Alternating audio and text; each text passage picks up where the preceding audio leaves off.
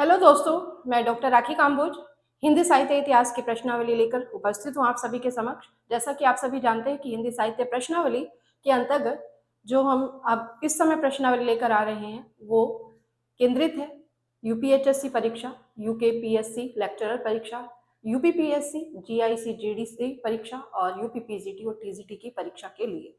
शुरू करते हैं आज की प्रश्नावली, जो कि है उपन्यास विधा से संबंधित और इसमें पाठ्यक्रम का आधार है यूपीएचएससी की परीक्षा का पाठ्यक्रम। ठीक है, आइए शुरू करते हैं। आज का पहला प्रश्न है, एक सेकेंड, स्लाइड में थोड़ा सा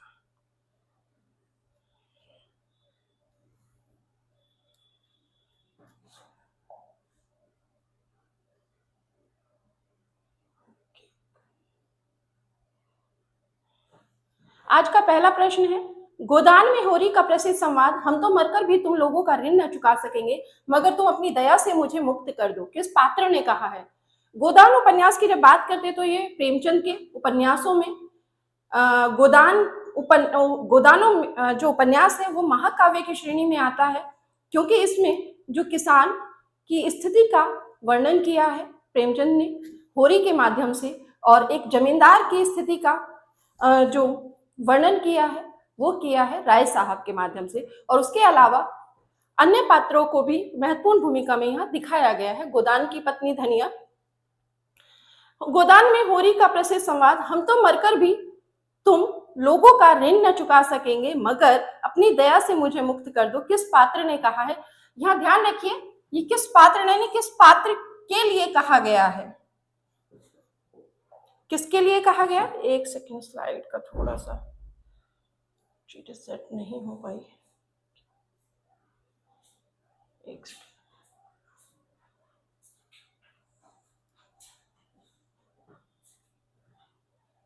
अब ठीक, गोदान में होरी का प्रसिद्ध संवाद, तो यह कहा गया है जो संवाद है, हम तो मरकर भी तुम लोगों का ऋण न चुका सकेंगे मगर तुम अपनी दया से मुझे मुक्त कर दो, यह कहा गया है दाता दीन के द्वारा। किसके द्वारा कहा गया? दाता दीन के द्वारा। ठीक है,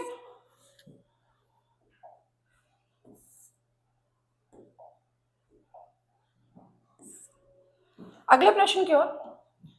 मैलांचल के किस पात्र का कथन है गोदान की हवा में ही, गांव की हवा में ही जहर है? गांव की हवा में ही जहर है, मैलांचल की बात करते हैं तो मैलांचल जो उपन्यास है ये फणीश्वरनाथ रेणु का है और आंचलिक श्रेणी का प्रथम उपन्यास माना जाता है। आंचलिक उपन्यास किन्हें कहते हैं? जो किसी क्षेत्र विशेष को नायक के तौर पर प्रस्तुत किए जाते हैं, किसी अंचल की विशेषताओं के आधार पर उसे वर्णित करते हैं, तो वो क्या है? आंचलिक उपन्यास है। अब यहाँ जो ये उपन्यास है ये फणीश्वरनाथ रेणु का है, इन्होंने 1954 में इसे लिखा था। बहुत बार इससे प्रश्न यही बनता है कि कब लिखा गया।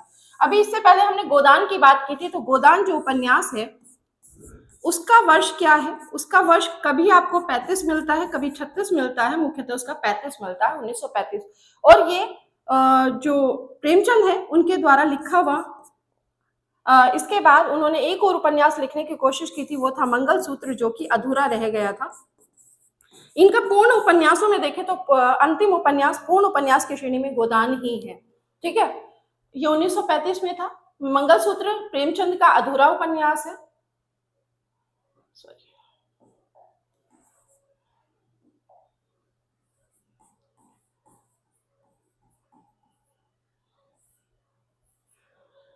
मंगलसूत्र का अधूरा, किसका? प्रेमचंद का। अब हम रेणु की बात कर रहे हैं, तो मैलांचल किसका है? फणीश्वरनाथ रेणु का है। इन्हें रेणु के नाम से ही संबोधित किया जाता है, जो इनके उपनाम के रूप में है।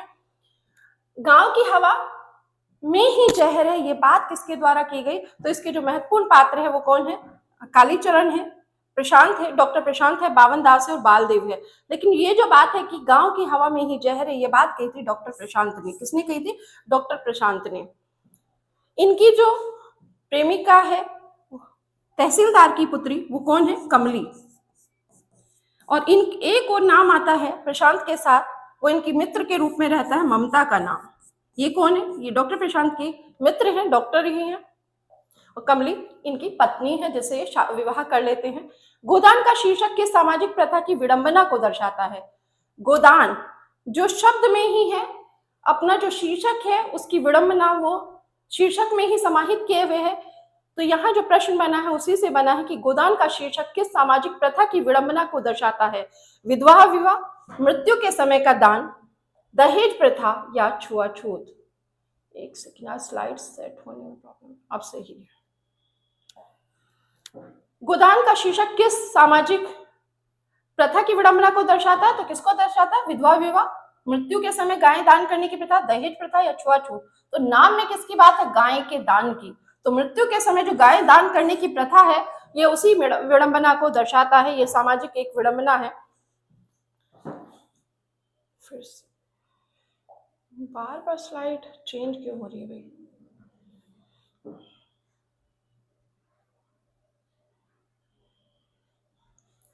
यही समस्या।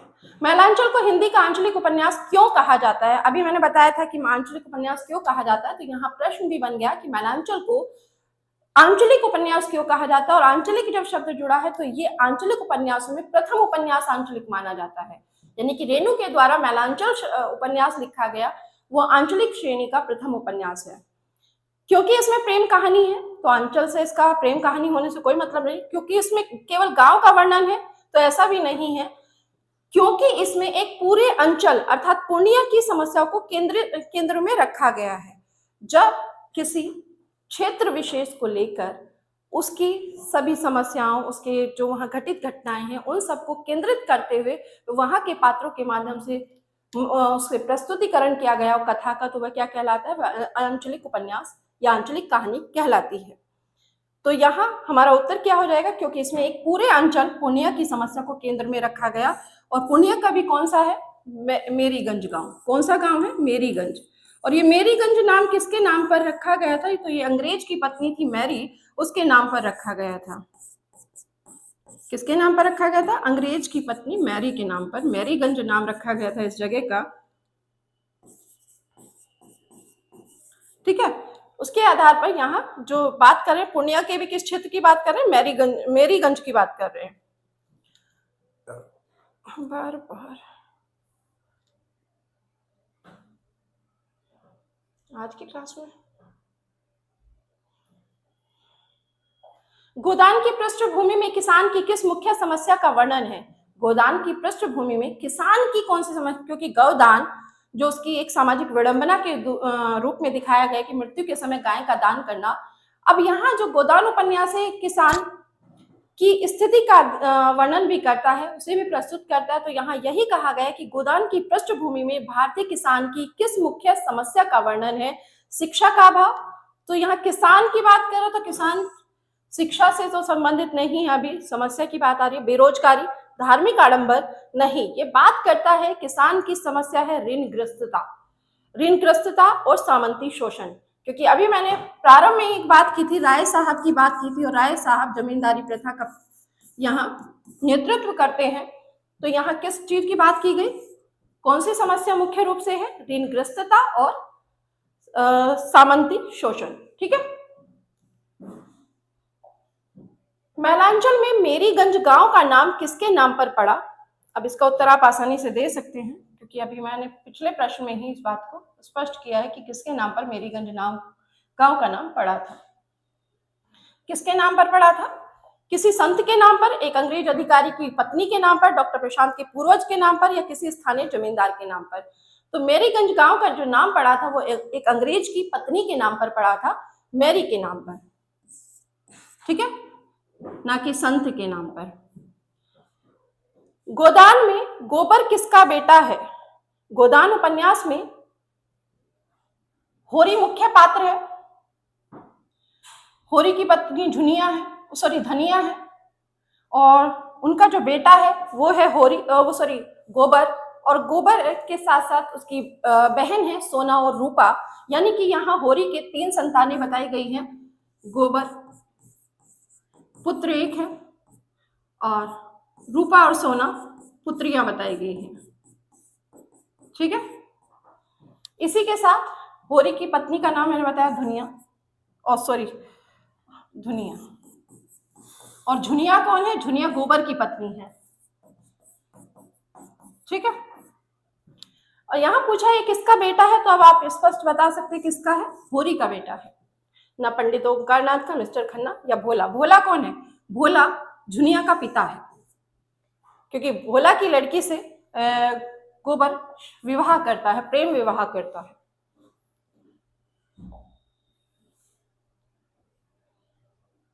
मैलांचल में गांधीवादी विचारधारा का प्रतिनिधित्व करने वाला बोना पात्र कौन है? प्रश्न है, मैलांचल में गांधीवादी विचारधारा का प्रतिनिधित्व करने वाला बोना पात्र कौन है? तो कालीचरण, बावनदास, बालदेव या विश्वनाथ प्रसाद। तो अब देखेंगे कि बोना पात्र जो है, जो गांधीवादी विचारधारा का प्रतिनिधित्व कर रहा है, यहाँ ये ध्यान रखना है क्योंकि कांग्रेस की बात भी आएगी, गांधीवादी विचारधारा की बात भी आएगी, मार्क्सवाद की बात भी आएगी। तो यहाँ गांधीवादी विचारधारा का प्रतिनिधित्व करने वाला जो पात्र है वो है बावनदास। कौन है? बावनदास। गोदान की मालती किस पेशे से जुड़ी है? गोदान में अभी होरी के परिवार के बारे में हमने बात की थी, लेकिन उसके अलावा जब हम बात करते हैं गोदान की मालती, उसमें एक पात्र है मालती, तो वो क्या करती है? शिक्षिका है, लेखिका है, डॉक्टर है या समाज सेविका है? तो गोदान की जो पात्र है मालती, वो एक डॉक्टर है, पेशे से क्या है? वो एक डॉक्टर है।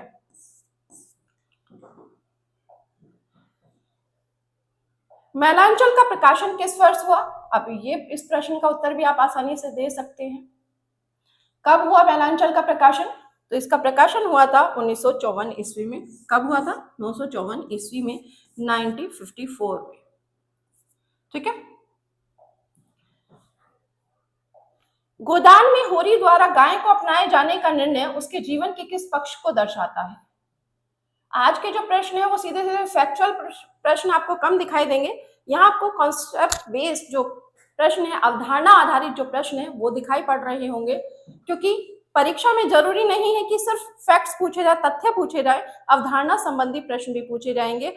जो हमारी विषय वस्तु है नाटक की, कहानी की, उपन्यासों की, उससे भी प्रश्न बनेंगे।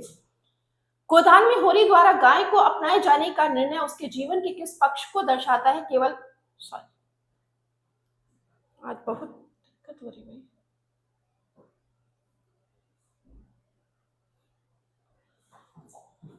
केवल आर्थिक संपन्नता की चाह, धर्म और मर्यादा के प्रति किसान की गहरी आस्था, अपनी सामाजिक स्थिति को ऊंचा उठाने का प्रयास या कृषि कार्य में सहायता प्राप्त करने की आवश्यकता।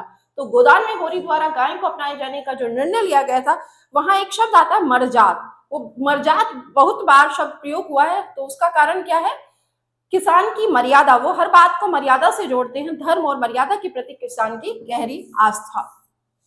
ठीक है, क्योंकि ये धर्म से जोड़कर देख रहे हैं कि यदि मृत्यु के समय गोदान नहीं किया तो से स्वर्ग की प्राप्ति नहीं होगी, और विभिन्न तरह के आडंबर उसके साथ जोड़ दिए गए हैं।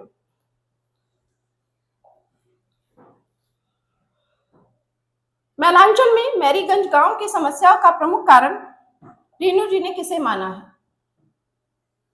फणीश्वरनाथ रेणु ने जो मैलांचल उपन्यास है उसके अंतर्गत मैरीगंज की जो समस्याएं हैं उसका प्रमुख कारण किसे माना है? गांव का पिछड़ापन और अशिक्षा, सरकारी तंत्र की विफलता, गांव के ही स्वार्थी तत्व और जातिवादी गुटबंदी, या बाहरी दुनिया का प्रभाव। तो आप गांवों में देखेंगे, ये मैलांचल के अंतर्गत मैरीगंज गांव की ही नहीं, ये अधिकतर गांवों में एक समस्या पाई जाती है जिसका वर्णन मैलांचल के अंतर्गत रेणु जी ने किया। वो क्या समस्या है? गांव के ही स्वार्थी तत्व और जातिवादी गुट आपको गांवों में दिखाई देंगे।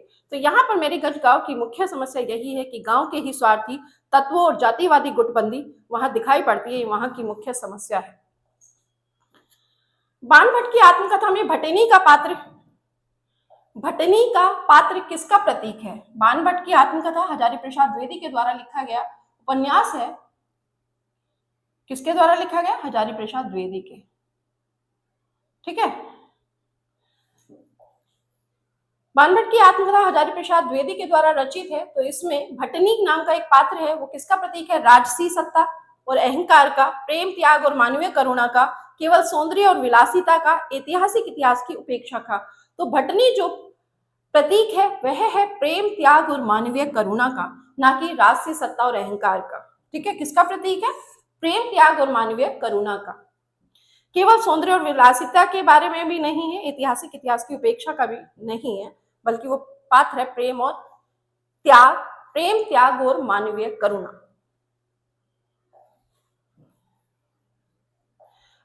दरबारी के संदर्भ में शिवपालगंज गांव किस बात का प्रतीक है? किसकी बात कर रहा है? राग दरबारी की बात कर रहा है। और राग दरबारी किसके द्वारा लिखा गया? श्री लाल शुक्ल के द्वारा लिखा गया उपन्यास है।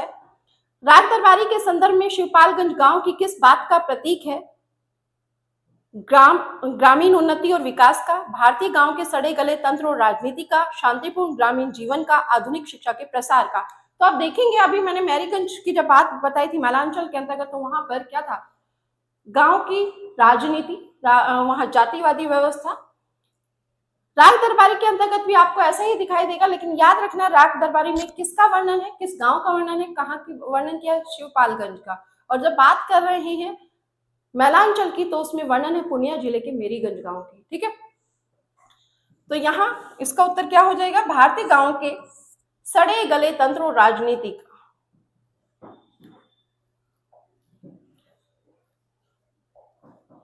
नदी के द्वीप उपन्यास के माध्यम से आगे क्या संदेश देना चाहते हैं? आगे के 3 महत्वपूर्ण उपन्यास हैं और उनमें से एक उपन्यास है नदी के द्वीप। और याद रखिए नदी के द्वीप सिर्फ उपन्यास नहीं है, आगे ने नदी के द्वीप नाम से कविता भी लिखी है। और नदी के द्वीप आगे का है। इसके अलावा इनके कौन कौन से उपन्यास हैं? 2 और हैं। एक है शेखर एक जीवनी, ये 2 भाग में है।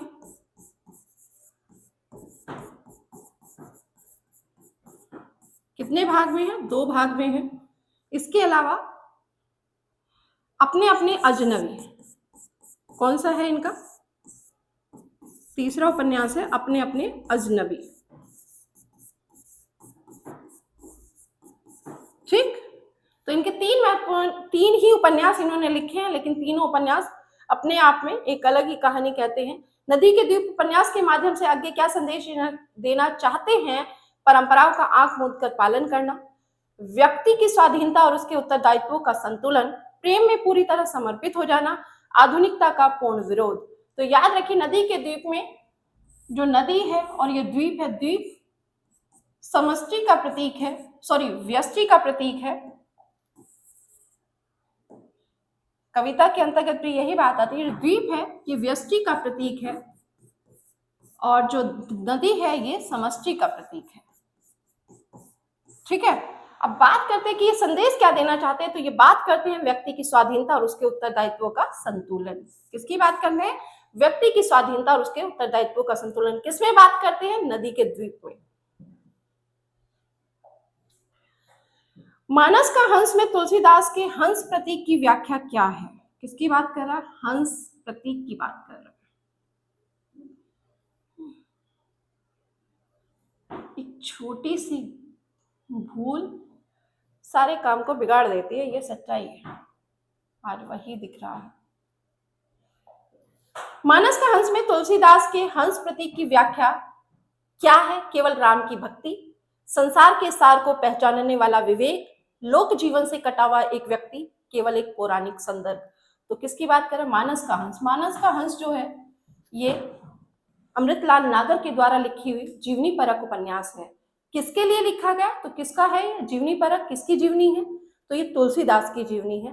दूसरी जीवनी इन्होंने लिखी थी खंजन नयन, अमृतलाल नागर ने ही। और वो किसको समर्पित, किसकी जीवनी है खंजन नयन? वो है सूरदास की। किसकी है? सूरदास की। और जब बात आती है मानस के हंस की तो रामचरित मानस से याद रखिए, मानस शब्द वहां लगा, मानस का हंस, और मानस के हंस का तात्पर्य तुलसीदास से ही है। हंस प्रतीक की व्याख्या क्या है? तो ये है संसार के सार को पहचानने वाला विवेक। जो संसार के सार को पहचानने वाला विवेक है वो बहुत जरूरी है। उसकी बात किसके अंतर्गत की? हंस प्रतीक के माध्यम से की। आपका बंटी उपन्यास का शीर्षक बंटी किसके मनोविज्ञान को रेखांकित करता है?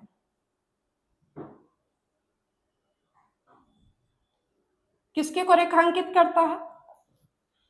एक प्रसन्न बच्चे का, माता पिता के अलगाव के कारण उपजे अकेलेपन का, केवल बंटी की पढ़ाई में संघर्ष का, या बंटी की महत्वाकांक्षाओं का। उपन्यास पे बात करने से पहले जरूरी कि आपका बंटी उपन्यास है किसका। आपका बंटी उपन्यास लिखा गया मनु भंडारी के द्वारा, और मनु भंडारी ने आपके बंटी में जो मनोविज्ञान को रेखांकित किया है वो किया है माता पिता के अलगाव के कारण जो उपजता अकेलापन है। किसका? बच्चे का। ठीक है, बंटी के अंतर माता पिता के अलगाव के कारण जो अकेलेपन उपजा है उसकी बात किसके अंतर किसने की है? मनु भंडारी ने आपका बंटी उपन्यास में की है। तो उत्तर क्या हो जाएगा? माता पिता के अलगाव के कारण उपजे अकेलेपन का। यशपाल के झूठा सच में विभाजन का चित्रण केवल दंगा फसाद नहीं बल्कि वह क्या है?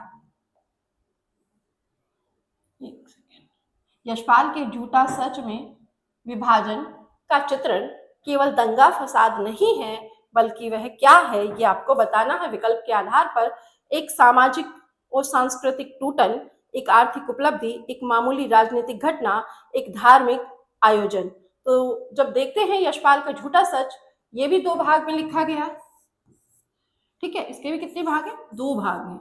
और इनका पहला उपन्यास दादा कामरेड माना जाता है। इनके महत्वपूर्ण उपन्यास दादा कामरेड, पार्टी कामरेड, झूठा सच, दिव्या। दिव्या ऐतिहासिक उपन्यास है, अमिता, ठीक है, ये इनके महत्वपूर्ण उपन्यास है। यहाँ बात करें झूठा सच की, ये इसका जो पहला भाग है 1958 में लिखा गया था और दूसरा भाग 1960 में लिखा गया था। कई बार पूछा जाता है कितने भाग में लिखा गया, उसके नाम अलग अलग हैं। एक सामाजिक और सांस्कृतिक टूटन, तो ये क्या है? दंगा फसाद नहीं है बल्कि एक सामाजिक टूटन और सांस्कृतिक टूटन का चित्रण यहाँ किया गया है। किसके अंदर? झूठा सच, ठीक है।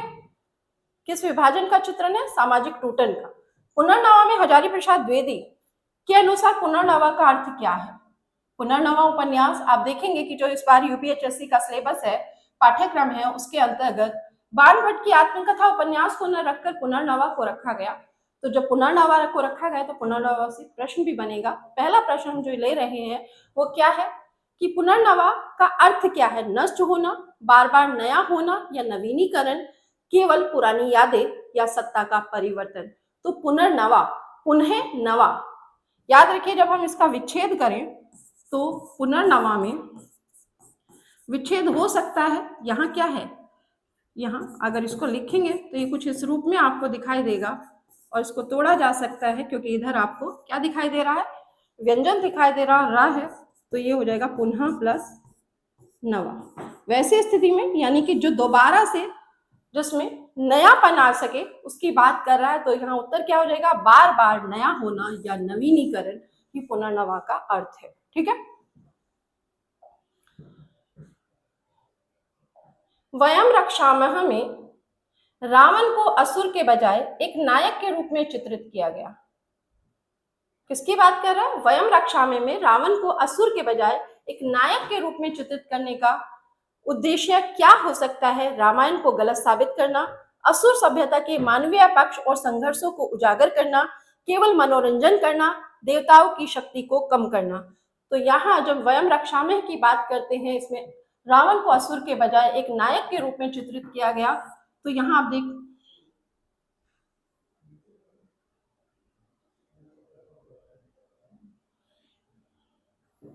एक नायक के रूप में चित्रित किया गया है किसको? रावण को। रावण हालांकि हमारे यहाँ क्या है?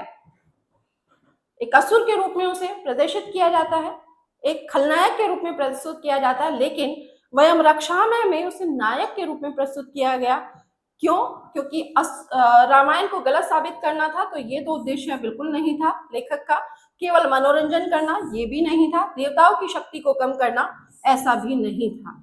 असुर सभ्यता के मानवीय पक्ष और संघर्षों को उजागर करना क्या था? असुर सभ्यता के मानवीय पक्ष, क्योंकि कोई व्यक्ति पूर्णतः गलत नहीं होता, कोई व्यक्ति पूर्णतः सही नहीं होता। बस ये है किसी में अच्छाइयों की संख्या ज्यादा है और किसी में अच्छाइयों की संख्या कम है, किसी में बुराइयों की संख्या अधिक हो जाती है, लेकिन ऐसा नहीं कि उसमें अच्छाइयां नगण्य हो, ऐसा नहीं है। इसीलिए वयम रक्षामः के अंतर्गत जो वृंदालाल वर्मा ने यहाँ लिखा है वो क्या? असुर सभ्यता के मानवीय पक्ष और संघर्ष को उजागर करने के लिए रावण असुर पात्र को असुर के रूप में प्रस्तुत न करके एक नायक के रूप में प्रस्तुत किया गया। क्यों? क्योंकि उनका उद्देश्य था कि मानवीय पक्ष और संघर्षों को उजागर करना, ठीक है। तो ये था आज का हमारा अंतिम प्रश्न। फिर मिलते हैं अगली कक्षा में, तब तक के लिए सभी को नमस्कार। और साथ ही आप प्रश्नावली करते रहिए क्योंकि परीक्षा 18-19 अप्रैल को ही होनी है। 18-19 अप्रैल के साथ साथ अभी आपके दिमाग में एक बात होगी कि अभी तक सेंटर का कोई भी जो विज्ञापन है वो जारी नहीं किया, कोई भी सूचना जारी नहीं की गई है। संभवतः कल सूचना जारी हो जाए या आज शाम तक सूचना जारी हो सकती है। तो आप अपनी परीक्षा की तैयारी करते रहिए। फिर मिलते हैं अगली कक्षा में, तब तक के लिए सभी को नमस्कार।